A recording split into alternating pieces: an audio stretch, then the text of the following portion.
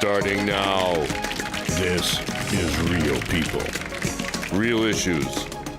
Real news. Real people. I'm Stephanie Allensworth, and this is Real People. This is Real People. Hi, welcome to Real People. I'm Stephanie Allensworth. My guest today is a supernatural investigator, a Sasquatch hunter, and co-host of the Gathering radio show. Please welcome Stephanie Langer. Welcome to the show, Steph. Hey, Steffi. Yes, Stephanie. Thank you for having me. We're two Steffies here. I don't know what. Bookends. Yes, exactly. I love it. Yeah, so you are a busy woman. I am. I am. And I have a day job to boot. Go figure. Yeah. Because all these other extracurricular activities, have to be paid for. That's right. I know that feeling. Yeah, exactly. The rent's got to be paid. Exactly. So, first of all, let's start with the paranormal investigating or the supernatural investigating. Yeah. And how you got into that and what exactly you do on your show. It's a website. Yeah. Well, so I'm a clairvoyant. I've seen ghosts all my life. Grew up in a house where both parents, we all did. I mean, it was widely known. I mean, I grew up with my great aunt talking about the ghosts in her attic and how she talked to them all the time. So that's, a lot of people grow up and their parents suppress it, but no, not in my family. It was on both sides. Mm-hmm. So, and in the early 2000s, ghost hunters took the TV by storm. Mm-hmm. And my husband, Jerry, at that time said, he's also clairvoyant, as is our daughter, Casey. And I said, do you think we can do this? This is really fun. Let's try to do this. And so he used to work at this bar in Northeast Minneapolis, and we knew there were a lot of spirits there. I mean, I'd seen them, we'd experienced them, and it happened that it was vacant. So he got a hold of the person that was the caretaker and said, we want to come in and see what we can find. If there's, it's not haunted. It's not haunted. And yes, it is. And so there were 7 of us, or 8 of us that went in there with all that we'd learned from ghost hunters. We had our pencil and paper, and we had our camera, and we had a voice recorder, but that was all we had, because we hadn't bought anything else. And we went in there with everything we knew. And, right away we got this phenomenal picture. We were going through the evidence the next day and found this picture of the ghost that we'd been seeing forever, Oh my gosh. This woman dressed in attire from early 1900s at some point. There she was in the window. We had an EVP saying, Jerry had been asking questions about when he worked there, and it was the former owner of the bar who was deceased, and he said, "It's over, Jerry," in his voice. I mean, it was the craziest thing ever. So our very first time ever doing this, we caught all this evidence. So, well, that was it. We were all hooked. And so there was 6 of us that formed Supernatural Investigators of Minnesota. And all of us are still on the team, except for my daughter, Casey, has decided that but she's an alumni, right? So if we ever need her, we'll bring her on. But so we're still doing it all these years later, and it's just been such a journey for us. And we've investigated all kinds of places, seen all kinds of things, experienced and learned over the years. We have an arsenal of equipment now, and team members that are techies, because most of the time I don't know how to use it, they have to tell me. But and seeing some crazy things, experienced some just phenomenal things. So yeah, like what? Tell me a little of the crazy. Oh well, there's a location in southern Minnesota that used to be a they called it a school for the feeble-minded, and it really is the Faribault State Hospital. So, and this area used to be what they called the Grandview Farm Colony. So it was where they taught the patients that they felt could survive out in the real world how to farm, so they were kids. Abuse was rampant in this place, as you know. Yeah. Very dark place. You get out of the car and your sense right away is, oh my God, this is terrible. I feel sad. We've had so many experiences there. And then up the road from there, there's a cross. And unbeknownst to us, when we first started going there, we do go there occasionally because it's fascinating. We always find stuff, and there are spirits there that we talk to every time we go. We've crossed some. In fact, the spirit of a little girl named Emily, we were able to cross. But found out that it's a baby cemetery. So so women who were in the Faribault State Hospital would have babies. Go figure. The dark stories are that, you know, they would be born alive and then they would be killed and thrown. So you get out of the car there, and then, you know, it's just, the souls are everywhere. I mean, you can just feel them. Oh, gosh. And regardless of whether they were killed at birth or whether they were born dead, I just can't imagine all them babies born dead. But it was not only from the hospital, it was also from the community. So if somebody had a child, you know, that died and they couldn't afford to bury him or her, this is where it would go. So there's unmarked graves everywhere. Oh, it's really sad. It's very sad. So this whole such area, heavy energy. yes, and you know, so all these kids that were there trying to learn were so abused as well. So there's just, the energy there is super bad, but there's a lot of activity there. And I mean, we've gotten a lot of EVPs. Jerry was actually attacked because he provoked, which we never provoke. Like Zach Bagans, for example. We never do that. But he did on this particular night. We had brought some people down to show them what paranormal investigating was like. And I don't remember exactly what he said, but I mean, he was actually beaten up, and he has from the inside, and he suffered, his heart went into AFib. And he came down with a lung condition. I can't remember the name of it right now, but I mean, he's paying for that basically for the rest of his life. It was a good lesson for everybody all of you. there. Don't ever do that, which is something that I never did anyway. But that's what that TV show that you had seen the other day, that was what that was about. Yeah. So, okay. So that took place there. It all comes back. Okay. Yeah. So that was one of the crazier ones. And we, you know, we still go back here. It's great for us when we get new investigators to bring them down there, because it's a good teaching tool. Yeah. This is what you do. This is what you have to be, you know, prepared for.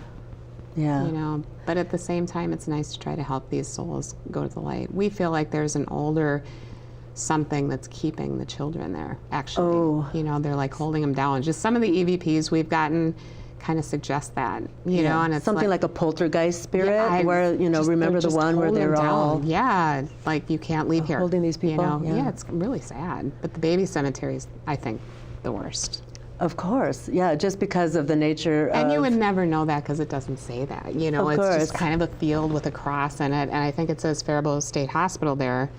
But that's like right where the dorm was, where the kids stayed that were learning. Then how did you learn that it was a baby cemetery then? They told you? Mm-hmm. Oh. And you know, I actually think there's a... The spirits told you? There's some kind of... No, the people in town told us, because we started digging into it. You know, we wanted to research the whole area. And I do believe there's a portal of some kind there, because if you're on the other side, we've had people that have been out investigating and will be in different areas, and they lose their way, and we can see them, and they can't see us. It's the craziest thing ever. And you know, they say, we can't see you.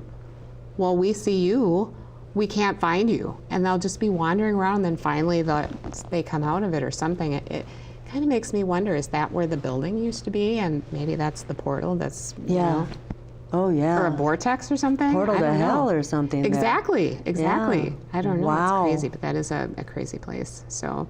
Yeah. Wow. Yeah. Wow. I know. I'm like sitting here thinking, man, it might be fun to go do that, but it's like I wouldn't want to bring anything home with me. You know? Yeah. We learned to, you know, protect ourselves. We've learned that over the years too. So Sasquatch Hers or Squatch Hers. It's your band of ladies that go out Sasquatching. Yes. Let's talk about that for a minute. Yeah. So a few years ago, I've always been interested in Bigfoot, of course, and as my sim crew, actually, I forced them to look for Sasquatch a couple of times. I didn't really have to force them, but we were up in the in the borderlands doing an investigation, and somebody made mention about Bigfoot and that they saw him periodically. And I'm like, okay, show me where. And I got it took about a year to get everybody back up there. It's a long way to go, and we're busy. But we found some evidence that was pretty credible, and you know, we didn't know what to do with it because we weren't versed in Bigfooting, you know? Yeah. So we kind of let it go. It was exciting, whatever. But in Minnesota, we have this big event called Paracon. It's up in Mahnomen, Minnesota. And we were up there 4 or 5 years ago and met Lauren Coleman, who's like the world leading Bigfoot expert and cryptozoologist. And he said, we got to know him, and then the next year he was telling us that he felt like it would be a woman to find Bigfoot and make contact because many things. You know, he said, first of all, they feel like Bigfoot is on the same level as primates. The best, the most successful primate researchers have been women. Think Jane Goodall, Diane Fossey, Barut. And he said, you know, women are not aggressive. They're not scary. And the other thing is yeah, and and he said, you know, the other thing is, you know, he feels like the Sasquatches that are mostly seen are probably the young males who are interested and not interested in obeying the rules and hiding all the time. So he said, of course, women are going to just bring them right in. Pheromones, maybe? Yeah, exactly. That's exactly what it is. And men have pheromones that the big gorillas and apes and the primates don't like. Yeah. So there's the other reason. And he said, you know, Steph, there are a lot of Bigfoot researchers who are women, but there are no teams of women at this time. And so, of course, I got all my paranormal buddies that are women, said, we're going to do it. Girls, we're going to do it. Let's do this. And so that's where House Squatchers came around. Oh, my gosh. So and what a great name, Squatch, hers. Yes, Yeah. exactly. And we call, you know, we used to say, we're looking for the big guy, but now the girls are like, Steffi, we're looking for the big girl. I mean, look at Patty from the Patterson-Gimlin films. She was a female Sasquatch. She had breasts. So I say we're looking for the big girl now. Well, I always picture Harry and the Hendersons, and that Harry, he was so fantastic. Oh, gosh, yes. That what a great portrayal of a kind and gentle Sasquatch, and so. Yeah, I think it can be. And then, you know, at the end where they're all hiding in the trees, you know, and they're walking out and there's just millions of them. Yeah, so. Oh, I know. Right? Well, they are. I just don't want one in my swimming pool. Well, I don't think it would hurt you, honestly. No, in my swimming pool, because, you know, the hair. Well, yeah, exactly. It would clog all the filters, right? Yeah. So, did you find footprints? Did you find and we're out there quite often. We were just out there last weekend. Oh, yeah. But we have found prints. We had quite an experience the first year we were doing this, and we were out in the middle, very remote area up in the Chippewa National Forest. And because most of us are paranormal investigators, you know, we know how to investigate. You know, but we were out there in the middle of the night. It was just us. We had our thermal cameras and our infrared cameras. And lo and behold, somebody said, oh my God, did you see that? It looked like eyes. What? So because we were all kind of in different places. And we all came and looked, and then we could feel it, you know, because we're all intuitive. We were all intuitives too. And you could feel something, and we heard knocks, and so then we would knock, and it would knock back. And then rocks started coming over the trees, and they weren't thrown at us, like to hurt us. They would land at our feet. At our feet. And this happened for a while, and then all of a sudden we felt like we were surrounded, and we could hear thrashing, you know, in the weeds and next to us, but yet nothing was showing up on any of our cameras. You know, my opinion is that Sasquatch comes from another dimension. Yeah. You know, and he comes in and out and whatever, and so obviously our cameras wouldn't pick that up. Right. Now, had it been an animal, our cameras would have picked it up. If it would have been a bear or a cougar or one of those animals that live up in the woods, we would have seen it. Would have to be something that have thumbs. That's right. To be able to throw a rock. Right. And nothing showed up. But the fear, you know, we felt like we were being surrounded, and instinctively we all turned our backs to our backs, you know. Yeah, like so you make a circle. Yes. The wagon train, or the circle the wagons. Exactly, and I got to say, I was pretty scared. You know, and I'm not afraid of paranormal investigating at all, but that scared me. I mean, being in the remote woods in the middle of the night, feeling like, how many are out there? Is it just one? What's going on? Are they going to hurt us? Well, you maybe I'm just thinking out loud here, because you're intuitive. If you could have calmed down a little bit, maybe you could have tried to psychically communicate. Yes. And then you'd know. We all were a little flipped out, you know. Yeah. And then I don't remember what I said. I think maybe we should go in the car for a while, because I was really freaked out. I really was, and I am not. I have to laugh because my team members at SIM, I'll say, oh, she never gets scared, you know. She'll go up and whatever, and I was freaked out, you know. And then we got in the car. And then you could hear it almost like sound like it was, and it was pitch black out there. It was a moonless night. So, you're out in the middle of the remote dense forest. It's black as heck. Yeah. We could hear them, but then it was like totally different feeling. It was gone, whatever it was.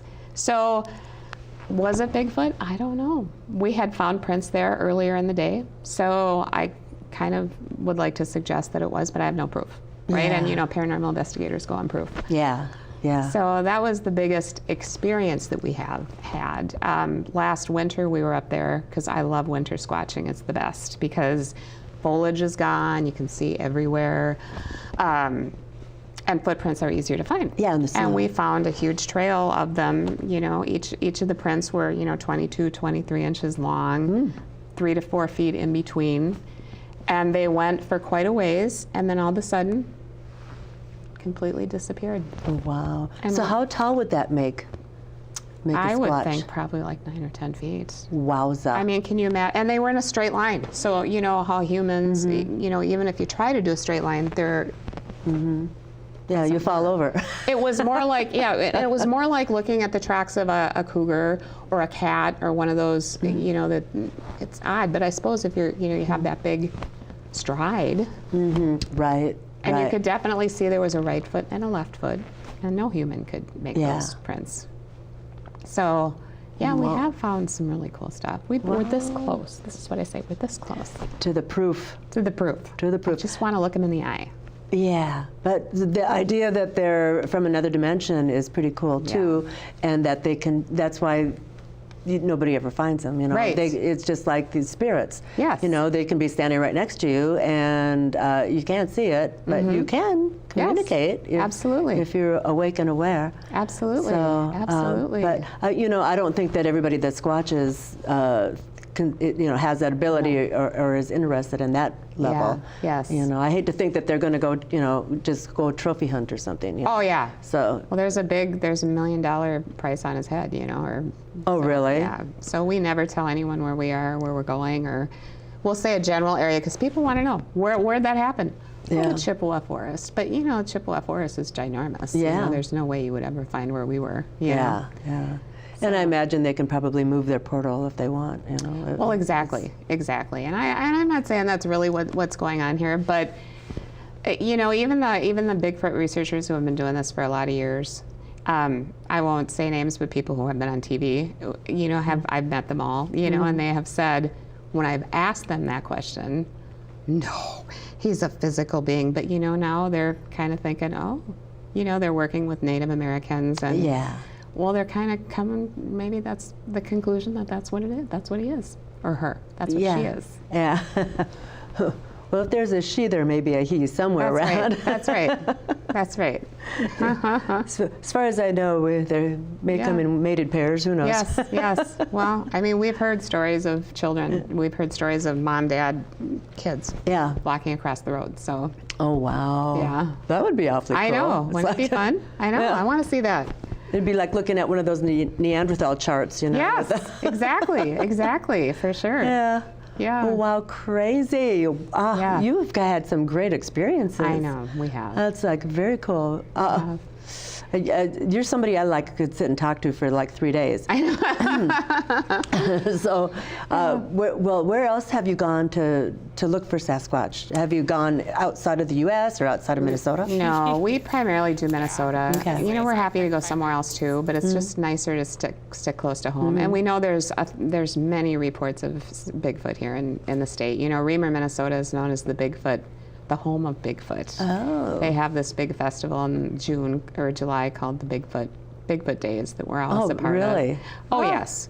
But that is where it's in the middle of the Chippewa Forest. Okay, right? and that's where the festival is as well? Yep, yep. So the sightings there are crazy, off the charts. People see them all the time. And we talk to everybody. I mean, we have Squatch chats that we hold at different places, and people come and tell us their stories. They want to know about us, and then they tell us what they've seen and maybe where to look, and come to my land because this is what I've seen, And what's interesting is most of the time we're on Indian reservations too, Indian lands. And the natives have embraced us, which is interesting to me.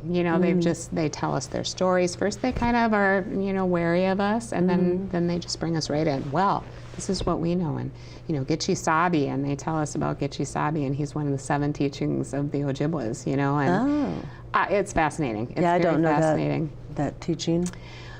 But well, most people wouldn't, right? But we have had. I think I'll go look it up. Yeah. No, but we have had just a phenomenal journey this far. Oh, yeah. So Sasquatch, Bigfoot, Abominable Snowman. I've always heard that the name is different depending on the area, or and so we're using Sasquatch and Bigfoot interchangeably here. Yeah. Well, Sasquatch basically came from the Pacific Northwest. That came from the Indian tribes out there. They call them Sasquatch. And like the Indian tribes here in Minnesota, the Ojibwe call him Sabi. So they call him Gitche Sabi, which means great big guy, great. Oh. Yeah.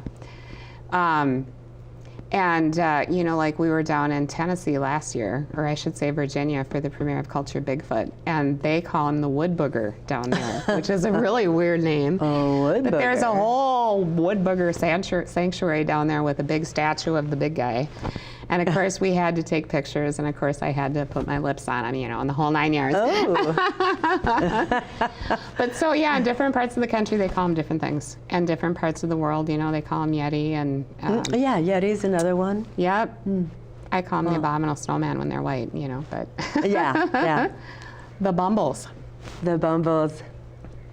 Wow. So you also do co-host the Gathering radio show. I do. So you want to tell us what do you just talk about everything, kind of like what I do here? Or? Well, we're on the Para-X network, which is paranormal, but we talk about, my co-host is Heidi Steffens, and she is also on the Squatchers team. She's also a paranormal investigator. So, we have all these things that we have in common, and we started our show about 4 years ago. And it was actually only once a month because Jerry had the Calling radio show, and we said, we want to try this. So then we had the last Tuesday of every month or something, and then we went weekly about a year or 2 ago. And so it's a weekly thing. We've had so much fun. But it's a commitment, it's right? We talk about, metaphysical things. We talk about Sasquatch. We talk about paranormal investigation. We talk about time travel. This week we talked about elementals, fairies and, the little people and gnomes and all that kind of stuff. So, we kind of, and then we have guests. Yeah. We have guests, and, it's very fun. And it's, a lot of our listeners, we have very loyal listeners who will send us a note and say, why don't you talk about this? So then we do a lot of research, and then we, maybe come up with a guest if we can, or we just figure it out ourselves. Yeah. But wow. So we kind of do it all. Yeah, it's fun to do it all, to cross every boundary and just check it all out. And basically all things metaphysical, right? Right. And supernatural. And supernatural, yeah. And Squatchers, actually, we call ourselves Minnesota's women-led cryptid research team because we do other cryptids as well. Like we were down in, we've been down to Kentucky. They have what they call the Goat Man, who's the public monster. Yeah. And there's something there, I'm telling you, and we did a big investigation there last year when we went to the Cryptid Con. And we're constantly hearing about cryptids right here in Minnesota. Now, what is a cryptid? Cryptids are animals that are not proven, like Bigfoot, for example. Oh, okay. So, the Goat Man, for example. Shows you what I know. Well, not everybody knows this. And then, there's a lake monster here in Minnesota at Lake Pepin. They say she looks like Nessie, and they call her Peppy. She's another one we're going to start looking for. But invariably, people, when they're talking to us about Bigfoot, they always come up with these other stories as well about, dogmen and crazy serpents in Leech Lake. And I mean, we hear it all. So, of course, we have to go look. Right. So that's why we incorporated the cryptid, but our focus is on Bigfoot. Oh, now, so tell me about the one in Leech Lake. My husband goes up there fishing, so I want him to go look for it. Leech Lake is a big, deep lake, and it has many sprawling arms. And so we had this man tell us that he was in a canoe out on Leech Lake, and that something came out of the water, and he said it was serpent-like, like Nessie, I would imagine. And he was so scared, he said, I will never go back out on that lake again. Wow. Did it try to rock his boat or anything? I think it did rock his boat, but he said it was just seeing it. And, people that have seen Peppy say the same thing. They will never go out on Lake Peppy again. Really? Never. I've actually seen a picture of in the distance you can kind of see. And Yeah, and it's got like the Like Loch Ness. Yeah, the serpent, dragon-y kind of a look. Exactly. And yeah. So. Yeah.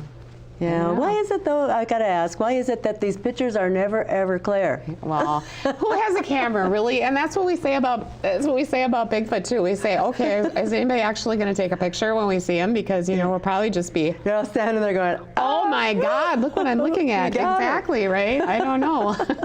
I guess, but at least we'll know. I think that's why nobody ever gets a good picture. I have no clue.